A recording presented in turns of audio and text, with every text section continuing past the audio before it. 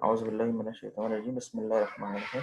जैसे हमने last class में हमने बात की थी कि हमारे पास 2/3 जो है वो पावर जो है वो कैरियर में जा रही है और कैरियर जो है सेल्फ कोई इंफॉर्मेशन ट्रांसमिट नहीं कर रहा, बस वो सिर्फ मॉड्यूलेशन में हमें हेल्प कर रहा है। और कैरियर जो है वो सिर्फ और सिर्फ मॉड्यूलेशन में हेल्प कर रहा है, तो majority of the power carrier की तरफ जा रही है। वेयर कंसर्न जो इन्फॉर्मेशन है वो इन्फॉर्मेशन मेजोरिटी जो है वो साइड बैंड्स में ट्रांसमिट हो रही है। तो अब एक दो चीज़ें हमारे पास इश्यूज हैं यहाँ पर। एक सबसे बड़ा इशू ये था कि हमारे पास बैंडविड्थ की एफिशिएंसी वो प्रॉब्लम में आ रही थी। बैंडविड्थ जो है वो ज़्यादा एफिशिएंटली जो है उसको हम यूज़ नहीं कर रहे थे।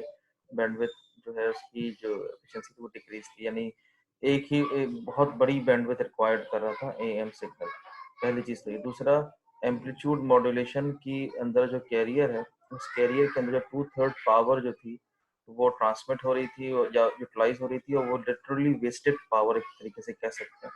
और 1/3 पावर जो थी वो साइड बैंड्स में ट्रांसमिट हो रही थी जिसमें सारी इंफॉर्मेशन इनकोडेड है। तो अब आज के इस क्या कहते हैं लेक्चर के अंदर हम दो टेक्निक्स देखेंगे जिसमें हम किसी तरीके से इस एएम मॉड्यूलेशन को, क्योंकि एएम मॉड्यूलेशन है बहुत simplest modulation, one of the simplest modulation is am modulation, और हम इसको यूज कर सकते हैं विद सिंप्लिसिटी, क्योंकि बाकी लेटर ऑन जो मॉड्यूलेशन स्कीम्स हैं या जो डिजिटल मॉड्यूलेशन स्कीम्स हैं somehow more complex as compare to AM modulation. तो कॉम्प्लेक्सिटी की भी अपनी एक कॉस्ट होती है, कॉम्प्लेक्सिटी की भी अपनी कुछ लॉसेस होते हैं, टाइम लग कंज्यूम होता है, फिर आपको पता है हार्डवेयर की रिक्वायरमेंट होती है। अब उनके अपने एडवांटेजेस ऑब्वियसली हैं, दैट इज वाई हम इस तरफ जाते भी हैं। लेकिन अभी फिलहाल हमारे पास एएम मॉड्यूलेशन है, तो सिंप्लिसिटी की वजह से हम एएम मॉड्यूलेशन को प्रेफर कर सकते हैं।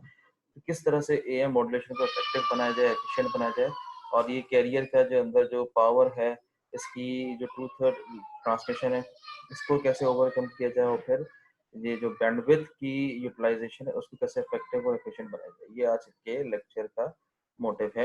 तो हमने इसलिए सिंगल साइड बैंड, इसलिए हमने आज के लिए आपको देखा, पिछला लेक्चर हमने यहाँ तक बात क्लियर की थी, फिर हमने ये बात सप्रेस कैरियर तक की बात की थी, और कुछ आपको सवालात दिए थे असाइनमेंट के, और मैंने सवालात आपको व्हाट्सएप ग्रुप पे भी सेंड कर दिए थे, जिसका मुझे अभी तक कोई रिप्लाई नहीं आया। खैर, the carrier itself conveys no information, ये तो हमने पिछले लेक्चर से लेकर आ रहे हैं बात। ये जो स्लाइड है ये पिछले लेक्चर की एक तरीके से समराइज्ड फॉर्म है, ताकि आपको रिकॉल हो जाए। The carrier can be transmitted and received unless modulation occurs, no information will be transmitted. ये बात भी हमारी हो चुकी है। When modulation occurs side bands are produced, ये हमने इक्वेशन के थ्रू देखा था कि जब मॉड्यूलेशन होगी तो साइड बैंड्स प्रोड्यूस होंगे, और जितनी कॉम्प्लेक्स मॉड्यूलेशन होगी उतनी ही कॉम्प्लेक्स आपके पास जितनी कॉम्प्लेक्स सिग्नल होगा उतनी कॉम्प्लेक्स मॉड्यूलेशन भी होगी।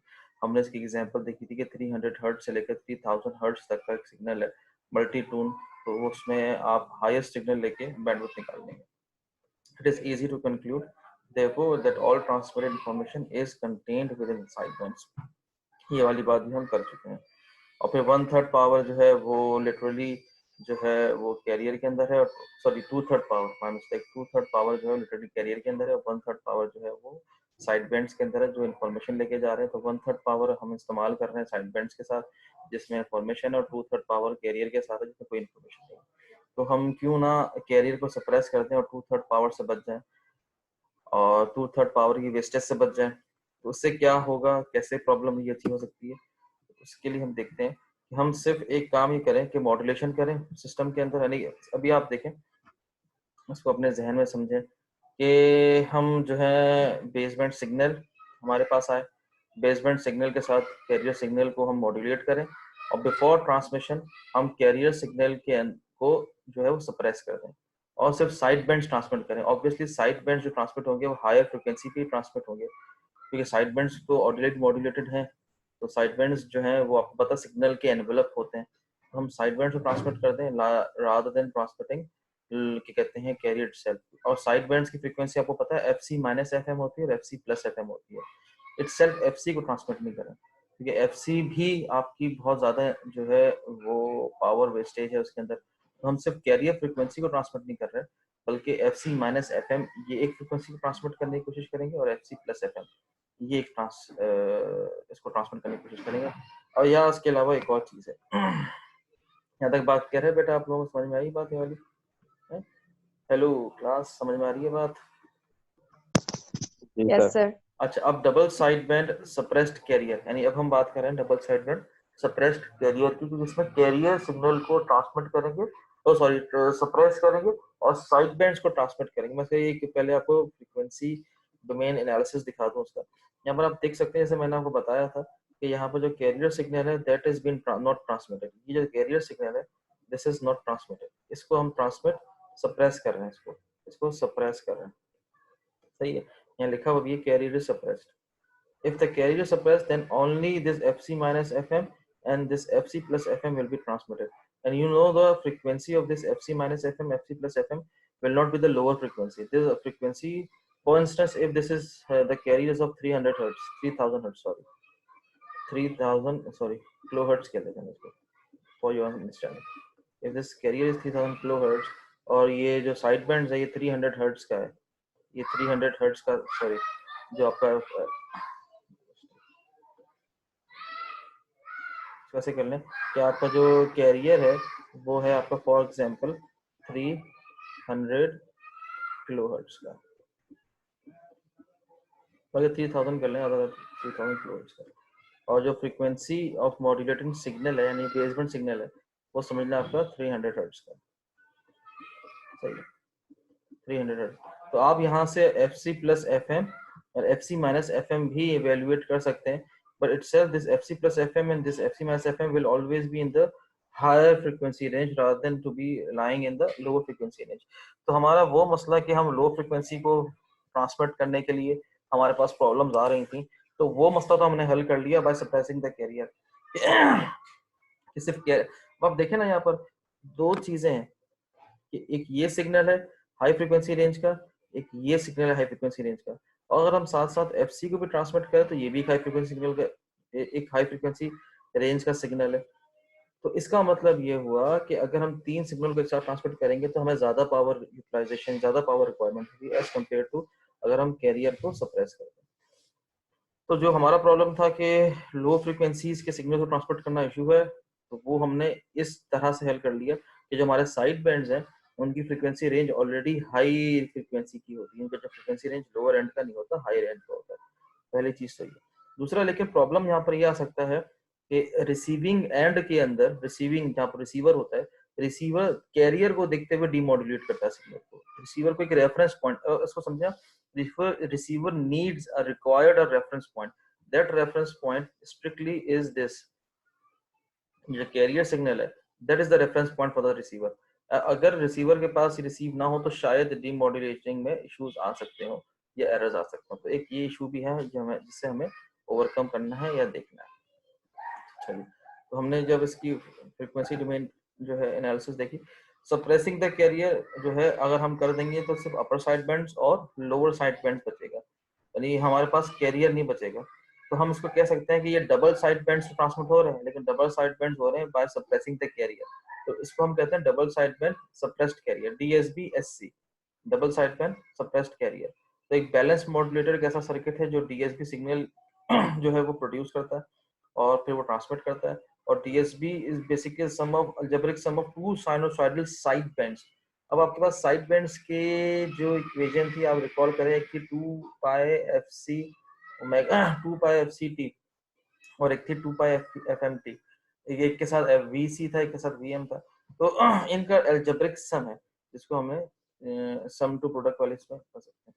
अच्छा, what would the time domain display of this DSB? तो बहुत इजी है कि जब आप उसको ऑसिलोस्कोप पे एक बैलेंस मॉड्यूलेटर जब हम लैब इंशाल्लाह करेंगे तो उसमें आपको हम दिखाएंगे कि क्या कहते हैं, अल्लाह आपका भला करे, आपके पास अगर जो बैलेंस मॉड्यूलेटर सिलेक्ट करूंगा मैं और बैलेंस मॉड्यूलेटर के थ्रू ट्रांसमिट करने की कोशिश करूंगा तो आप वहां पे ऑसिलोस्कोप पे इसका एक टाइम डोमेन सिग्नल आप देख सकेंगे। यहाँ तक बात क्लियर है बेटा?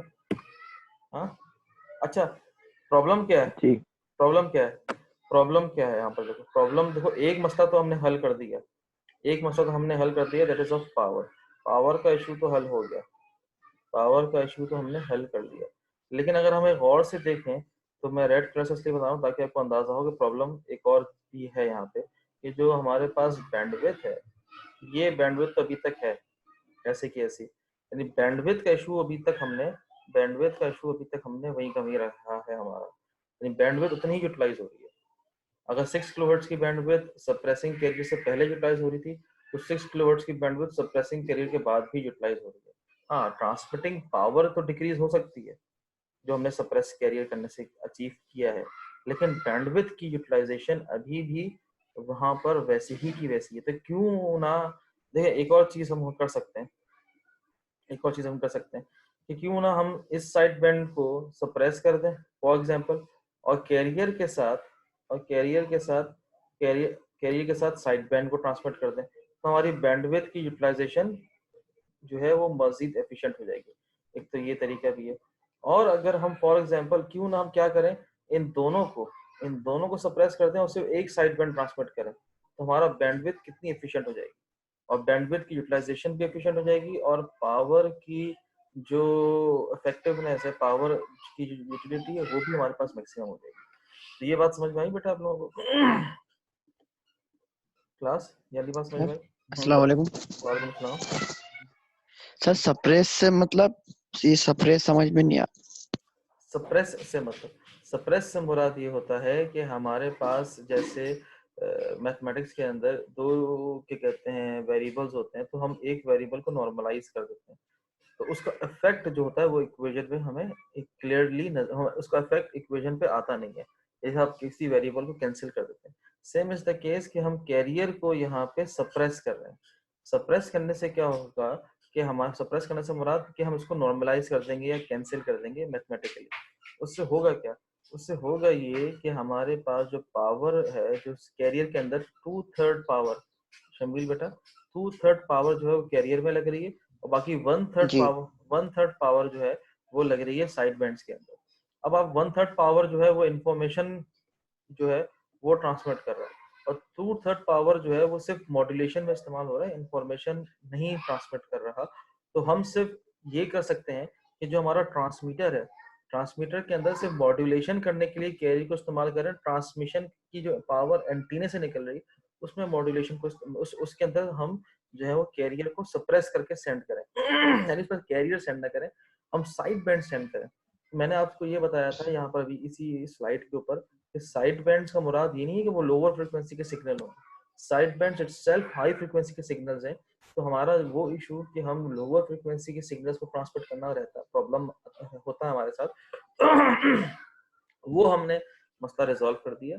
लेकिन हमने यहाँ पर क्या किया कि हमने यहाँ पर साइड बैंड्स को ट्रांसमिट कर दिया एट द हाई फ्रिक्वेंसी, जो कि हमने कैरियर फ्रिक्वेंसी की वजह से अचीव किया, और फिर ट्रांसमिशन के वक्त हमें कैरियर का जो काम था उसको सप्रेस करना वो हमने सप्रेस कर दिया, ताकि सिर्फ और सिर्फ साइड बैंड्स ट्रांसमिट हो। यहाँ तक बात क्लियर है बेटा?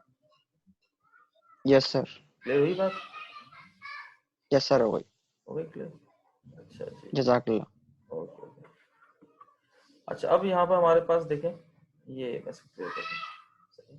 अच्छा, इसलिए कह रहे हैं ना, ये दो पॉइंट्स मैंने आपको बताए थे। एक तो ये है कि कितना स्पेस डीएसबी सिग्नल, यानी डीएसबी से मुराद double side band suppressed carrier, जिसे आप कह रहे हैं, सिग्नल जो है वो ऑक्यूपाई करे स्पेक्ट्रम में।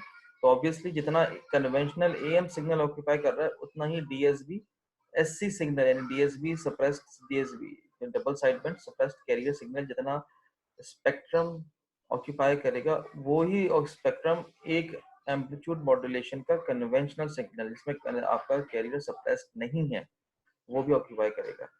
एक तो ये है प्रॉब्लम। मैंने कहा था हाँ, पावर की हमने इशू को सॉल्व तो कर लिया है, पावर का इशू तो रिसीव पावर का इशू तो हमने क्या कहते हैं वो रिजॉल्व कर लिया है, लेकिन जो मॉड्यूलेशन की वजह से बैंडविड्थ का इशू आ रहा है ये हमने अभी तक रिजॉल्व नहीं किया। तो इसका यहाँ पे दो सॉल्यूशंस मेंशन है कि हम यहाँ पर क्या कर सकते हैं कि या तो फिर कैरियर के साथ साथ एक साइड बैंड को सप्रेस कर दें, या एक साइड बैंड को सप्रेस कर दें, जैसे मैंने आपको बताया था पिछले इसमें स्लाइड में। मैं दोबारा दिखा देता हूँ अगर नहीं समझ में आया। यानी यहाँ पर या तो फिर हम इस साइड बैंड को भी सप्रेस कर दें और सिर्फ कैरियर रहने दें, तो हमारे पास ये जो है ये हमारे पास एक वो बन जाएगा बैंडविड्थ। यहाँ पे ऐसे कर लेते हैं, ये एक बैंडविड्थ बन जाएगी, ये बैंडविड्थ आ जाएगी हमारे पास। सही है। एक तो या तो ये करते हैं, या फिर हम इन दोनों साइड बैंड्स, इस साइड बैंड्स को इस कैरियर को सप्रेस कर दें, तो हमारे पास बैंडविड्थ सिर्फ और सिर्फ ये रह जाएगी, एफ सी प्लस एफ है। तो कितनी नैरो बैंडविड्थ ट्रांसमिशन होगी, उस नैरो बैंडविड्थ के अंदर मैक्सिमम इंफॉर्मेशन हम ट्रांसमिट कर सकते हैं। तो ये एक इशू है, इसको हमें यहाँ पर देखना है। और एएम सिग्नल यूज तो होता है, लेकिन हमें एफिशिएंट बनाना पड़ेगा एएम सिग्नल को। तो सिंगल साइडबैंड मॉड्यूलेशन को हम मजीद देखते हैं कि इन DSB transmission so the sidebands are the sum of and differences of the carrier and modulating signals, the information contained in both sidebands. As it turns out, there is no reason to transmit both sidebands in order to convey information, क्योंकि क्या exact replica है दोनों sidebands। अगर मैं यहाँ पर आपको दिखाऊं sidebands की, हमारे पास टाइम डोमेन सिग्नल हो यहाँ पे, अगर नहीं है मैं बना देता हूँ टाइम डोमेन सिग्नल।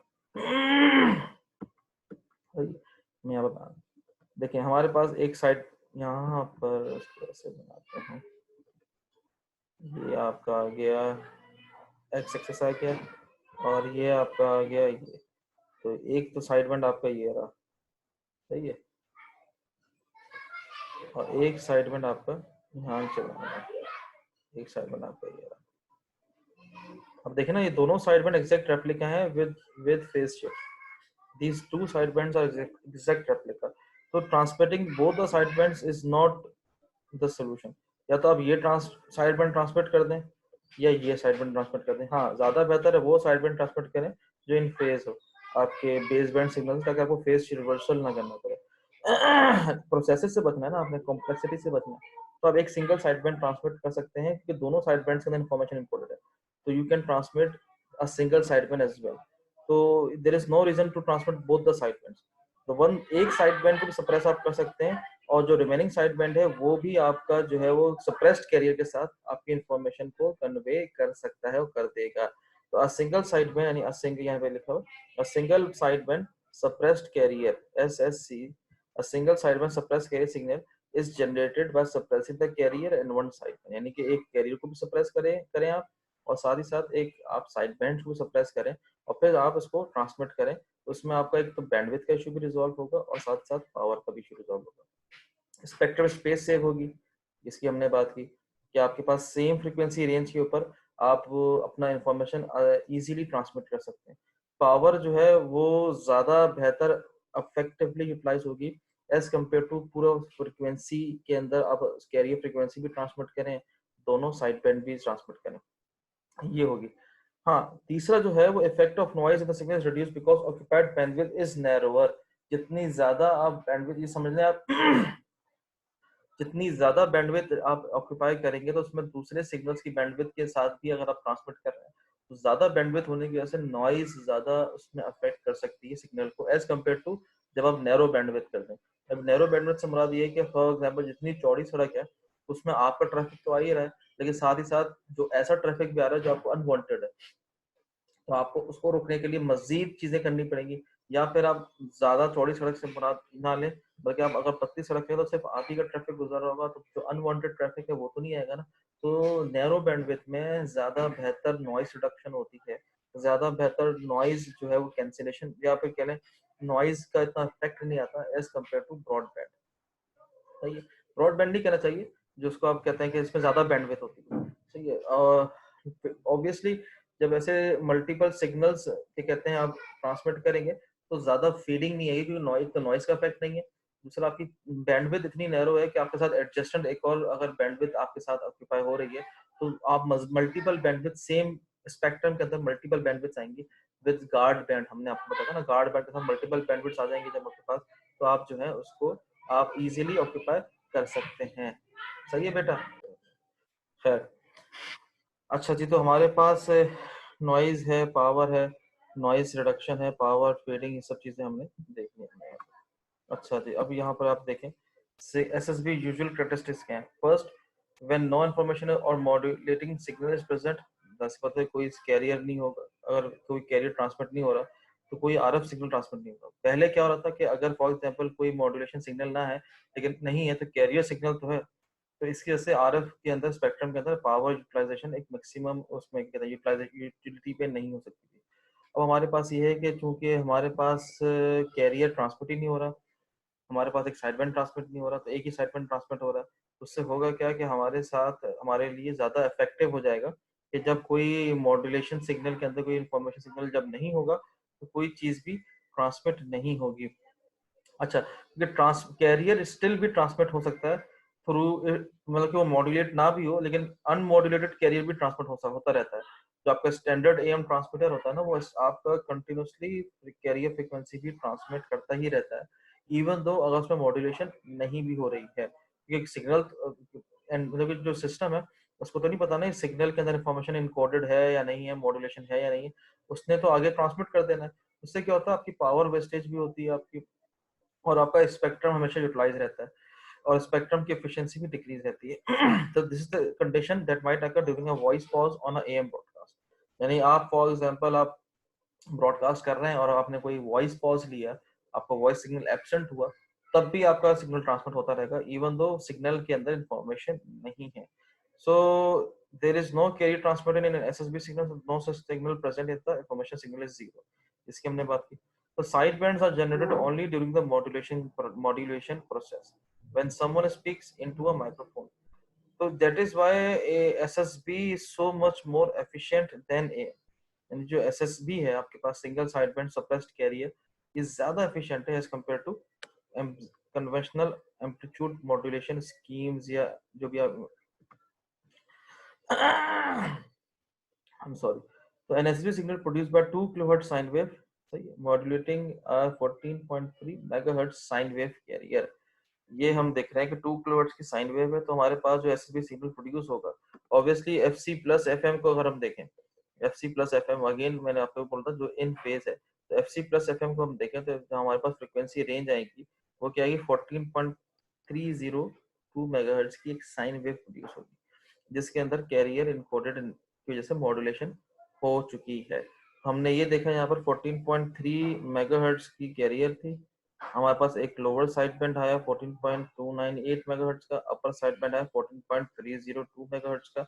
हमने इस साइड बैंड को और इस कैरियर को सप्रेस किया, और सिर्फ और सिर्फ और सिर्फ और सिर्फ और सिर्फ और सिर्फ ये जो हमारे पास ब्लैक अंडरलाइनिंग है, इस साइड बैंड को, जो अपर साइड बैंड है, इसको हमने ट्रांसमिट कर दिया। क्लियर बेटा, यहाँ तक बात समझ में आ रही है आप लोगों को? यहाँ तक बात क्लियर है? हेलो? यस सर, क्लियर है सर। अच्छा, अब प्रॉब्लम्स क्या है? The main disadvantage of DSB in SMS signal is that ज्यादा प्रॉब्लम है रिकवर करने में, रिसीविंग एंड में प्रॉब्लम है। ये मैंने आपको पहले ही लेक्चर में बताया था कि रिसीविंग एंड में हमारे पास इश्यूज आएंगे, और रिसीविंग एंड ज्यादा कॉम्प्लेक्स करना पड़ेगा as compare to transmitting end. तो रिसीविंग एंड के अंदर क्या है कि कैरियर एक रेफरेंस पॉइंट है, और कैरियर के बगैर सिग्नल उसको रिसीव होगा, और इटसेल्फ उसको एनवेलप नहीं दिख रहा होगा, तो इसलिए कैरियर के बगैर जब सिग्नल रिसीव होगा तो रिसीविंग एंड पे ज्यादा प्रॉब्लम होगी। हाँ, ट्रांसमिटिंग एंड से और चैनल के अंदर इतना इश्यूज नहीं होंगे।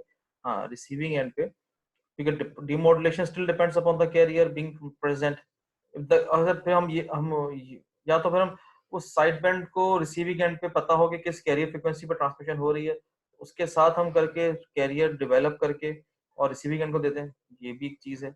If the carrier is not present then it must be generated at the receiving end, यानी रीइंसर्ट करें रिसीविंग एंड को, यानी जो प्रोसेस हमने ट्रांसमिशन एंड पे सप्रेशन करने के वक्त कैरियर को हमने सप्रेस कर दिया था, एक साइड बैंड को सप्रेस कर दिया था, सेम ये प्रोसेस जो मॉड्यूलेशन वाला है, ये रिसीविंग एंड पे रीइंसर्ट करके जनरेट करें।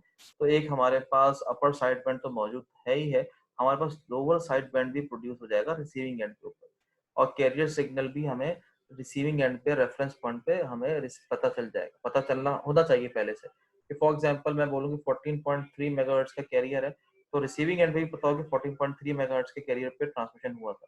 तो जो एएम रिसीवर्स या single side band suppressed career के रिसीवर्स हैं, वो एक डेडिकेटेड कैरियर फ्रीक्वेंसी के ऊपर मैचिंग होनी चाहिए ट्रांसमिटिंग एंड से।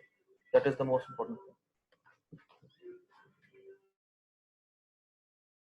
अच्छा जी, तो हमारे पास ये है कि जो कैरियर है वो सेम फेज सेम फ्रीक्वेंसी का इंसर्ट करें, यहाँ पे इश्यूज आ सकते हैं जो हमारे पास मैचिंग के इश्यूज होते हैं रिसीविंग एंड के ऊपर, यानी आपको सेम सिग्नल जनरेट करना पड़ेगा जो ट्रांसमिटिंग एंड ने जो है वो कहते हैं मॉड्यूलेशन करते वक्त वो जो सिग्नल जनरेट किया।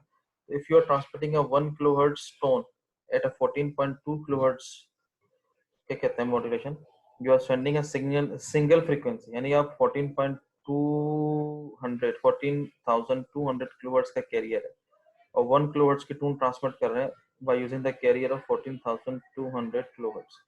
तो आप rather transmitting 14,200 minus 1 kilohertz, 14,200 plus 1 kilohertz, in you will be transmitting what 14.201 hertz, यानी 14,201 kilohertz, यानी एक upper sideband using SSB transmission suppressed carrier। आप सिर्फ 14,201 kilohertz को ट्रांसमिट कर रहे होंगे, तो रिसीवर के अंदर जो है वो रिसीवर के अंदर you need to insert this carrier 14,200 kilohertz का जो कैरियर है with same phase amplitude and frequency तो खैर यही मैंने आपको बता दी, आपको इंसर्ट करना पड़ेगा ताकि आपका सेम फिनोमेना जो रिसीविंग एंड पे जो ट्रांसमिटिंग सप्रेस करते वक्त है वो रिसीविंग एंड पे दोबारा रीजनरेट हो सकता है, so that you will end up in creating a 1 kilohertz audio tune after the detection। is it clear बेटा? हाँ जी, क्लियर हुई बात? ये वाली बात क्लियर हुई? Yes, sir. यानी आपको रिसीविंग एंड पे बगैर कैरियर के डीमॉड्यूलेशन करना प्रॉब्लम है। रिसीविंग एंड पे बगैर कैरियर के डीमॉड्यूलेट नहीं कर सकें, क्योंकि होगा क्या, ये सिग्नल अगर रिसीविंग एंड पे नजर आएगा बगैर एनवेलप के, तो रिसीवर कैसे इसको डिटेक्ट कर सकता है कि एनवेलप कौन सा बन रहा है और कैसा बन रहा है आपके इंफॉर्मेशन वेव का। कि रिसीविंग एंड को तो ये सिग्नल नजर आएगा खाली टाइम डोमेन का। अब बगैर एनवेलप के सिग्नल के it will be the most difficult part at the receiving end to detect what is the shape of the information signal. So for that you need to insert the carrier frequency with the exact frequency and exact phase at the receiving end। यानी जो आपने phenomenon या जो आपने method carrier frequency की utilisation के लिए इस्तेमाल किया था ट्रांसमिटिंग एंड के लिए, the same carrier frequency should be reinserted at the receiving end in order to regenerate this in order to regenerate the upper sideband and lower sideband।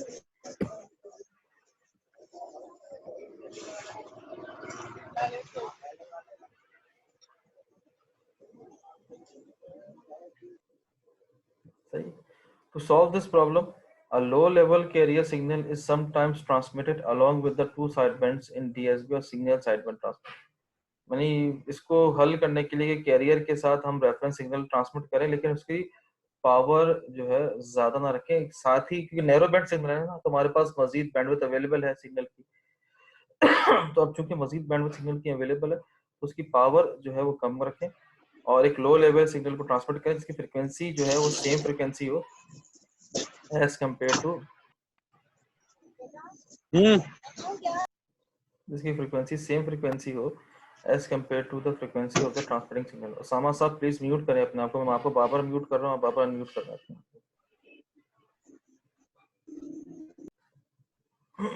तो उसको हम कहते हैं पायलट कैरियर। एक पायलट कैरियर हम transmit करें वो जो है सिंगल साइडबैंड सप्रेस्ड कैरियर के साथ ट्रांसमिट करें जो लो पावर लेवल का हो। असल में तो पावर लेवल इंक्रीज नहीं कर सकते ना उसका, ताकि ये हो कि जब रिसीविंग एंड पे वो सिग्नल हमारे अपर साइडबैंड के साथ रिसीव हो तो हमें पता हो कि हाँ ये जो लो लेवल पावर कैरियर जो पायलट कैरियर है इसको एम्पलीफाई करके ये ही हमारा कैरियर है और इसी के साथ सिग्नल को मिक्स करना है, मॉड्यूलेट करके हमें दोबारा रीजनरेट करना है अपर साइडबैंड और लोअर साइडबैंड ताकि हम उसको डीमॉड्यूलेट कर सकें इजीली। उसको हम पायलट कैरियर कह सकते हैं। What are vestigial. अच्छा जी, जहां तक बात क्लियर है? अच्छा, यहाँ तक बात करें एप्लीकेशंस क्या है?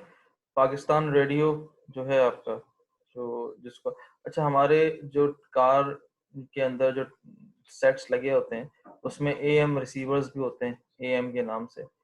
हमारे पास ब्रॉडकास्ट भी हो सकती है टीवी की, जो ब्रॉडकास्ट केबल टीवी की नहीं, जो एंटीने के थ्रू हम रिसीव करते थे पहले transmission of Pakistan television network, जो आपको पता होगा एरेज ऑफ एंटीनास हमारे पास लगे होते थे छत के ऊपर, तो वो also on the am mode transmission हमारे पास होता था। इससे और इसके अलावा जहाज़ों के साथ कम्युनिकेशन भी एएम के साथ एएम सिग्नल के साथ होती है कंट्रोल स्टेशन की, क्योंकि नैरो बैंड सिग्नल है और डेडिकेटेड चैनल है तो इसमें नॉइज फीडिंग मिनिमम है, तो हम इसको यूटिलाइज कर सकते हैं। क्योंकि हमारे पास मल्टीपल यूजर्स ट्रांसमिशन एक इशू क्रिएट कर सकता है, तो हमें जो सिक्योरिटी पॉइंट ऑफ व्यू से नैरो बैंड सिग्नल के अंदर मल्टीपल यूजर्स ट्रांसमिशन हम इसको अवॉइड करते हैं। डेडिकेटेड ट्रांसमिशन को हम ज्यादातर इस्तेमाल यूज करने के लिए रखते हैं, और उसमें मल्टीपल यूजर्स को नहीं यूज डिप्लॉय करते। वजह उसकी होती है सिक्योरिटी रीजंस कि हमारे पास चैनल के अंदर डिस्ट्रक्शन ना आए। ताकि तो ऐसी कोई भी ट्रांसमिशन जो डेडिकेटेड चैनल के थ्रू हम कर सकते हैं, उसमें हम एएम को बहुत आसानी से यूज कर सकते हैं। साहब, अच्छा जी। तो एएम असाइंड बैंड आपने देखा यहाँ पर 10 किलोहर्ट्ज बैंडविड्थ फ्रॉम 540। यहाँ पर आप देखें ना, ये मैं आपको नोटेशन में देखें, ये तो ये हमारे पास फ्रीक्वेंसी रेडियो ऑपरेट्स जो कर रहे हैं पाकिस्तान के अंदर, सही है। यहाँ पर आप कर रहे हैं एएम रेडियो, ये एएम का बैंडविड्थ है जिसके अंदर आप एएम सिग्नल या एएम रेडियो स्टेशन आप ऑन कर सकते हैं। और ये हमारे पास एफएम के लिए रेडियो के लिए बैंडविड्थ है। आप देख सकते हैं एक चीज बहुत इंपॉर्टेंट के जो हाई फ्रिक्वेंसी के अंदर एफएम ट्रांसमिशन आ रही है, उसके लिए हमारे पास कितनी नैरो बैंडविड्थ यूटिलाइज करने के लिए बोला गया, और जबकि एएम के अंदर हमने बैंडविड्थ को ज्यादा रखा है। वजह उसकी ये है कि हम यहाँ पर डेडिकेटेड ट्रांसमिशन भी करते हैं, और उसमें दूसरे चैनल्स के साथ मल्टीपल इंटरफेरेंस होती नहीं है, तो इसलिए हमें हर यूजर के लिए एक डिफरेंट चैनल एलोकेट करना पड़ता है। यार एफएम के अंदर भी ऐसा ही होता है, एफएम के अंदर भी ऐसा ही होता है, लेकिन हम ज्यादातर एएम के अंदर और सिक्योरिटी रीजंस के अंदर हमने बैंडविड्थ के रिस्पेक्ट से हमने इसको हाई बैंडविड्थ या ज्यादा बैंडविड्थ की अलॉट की है। तो 540 से लेकर 1600 किलोहर्ट्ज, यानी 540 किलोहर्ट्ज से लेकर 1600 किलोहर्ट्ज, और ये है मेगाहर्ट्ज की रेंज में, ये है मेगाहर्ट्ज की रेंज में फ्रीक्वेंसी मॉड्यूलेशन, और ये है किलोहर्ट्ज की रेंज में। चलिए, तो ये हमारा जो है वो लेक्चर एंड हो गया। यहाँ पे न्यूमेरिकल्स वगैरह हम नेक्स्ट क्लास में देखेंगे। इसके सवाल यहाँ पर